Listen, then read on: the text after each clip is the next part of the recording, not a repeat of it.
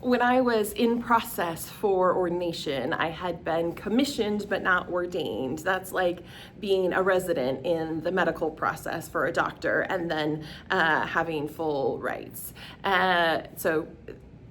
Anyway, when I was commissioned, there was required continuing education, which we called residence in ministry. That continues as a requirement of the Book of Discipline.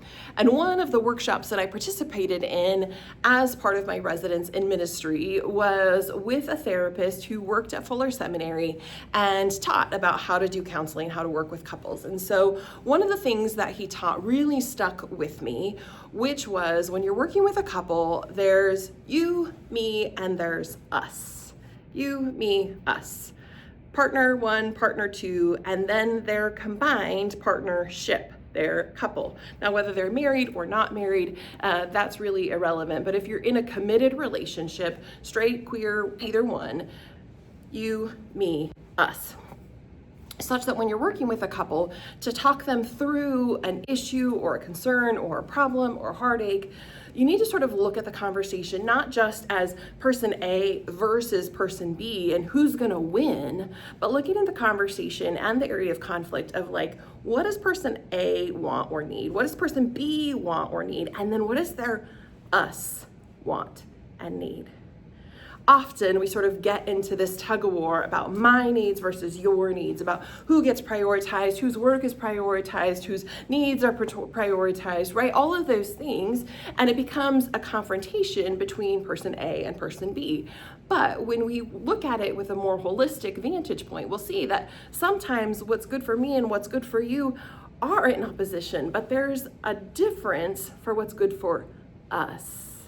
And sometimes that means prioritizing couples A's job or person A's job because it's the best for us. So there's this dynamic of you, me, us. Okay, so that's sort of precursor to our upcoming series, which is about oneness and unity in the body of Christ. And I recognize that there is some resistance, I think, in some parts of Christianity within the church to using the let's be one in the body of Christ, because historically the church has used that to sort of beat out people's differences and said our oneness is dependent upon your submission to what we want and need and dictate for your life. You have to do it this way, our way. And so oneness hasn't really been about unity, it's been about conformity, and those are two very different things. So I talk about the you, me, and us as a principle because I think it also applies when we talk about unity and oneness within the church. There's you and me as individuals. There's we as a collective, as a body together. There's God as this other partner in the relationship. So there's a lot of ways that we could slice and dice this, but I think what's most helpful for this conversation is that there's God, there's we, who we are as the church, and then there's us in that genuine relationship. Because we can function as a community outside of our relationship with God, right? And God can function without us. But when we are the church, when we are the body of Christ, we look at that we. And so we look at what is good for our relationship with God as well as our relationship with each other. So I'm hoping that through this series, we can not just focus on one Lord, one faith, one baptism, those claims that we find within the book of Ephesians, claims that we find within the baptism liturgy, the membership liturgy, but also that we can sort of shake off the bad juju, whatever we want to call it, from this push towards oneness. I think within our oneness, there is diversity, there is difference, there is conversation.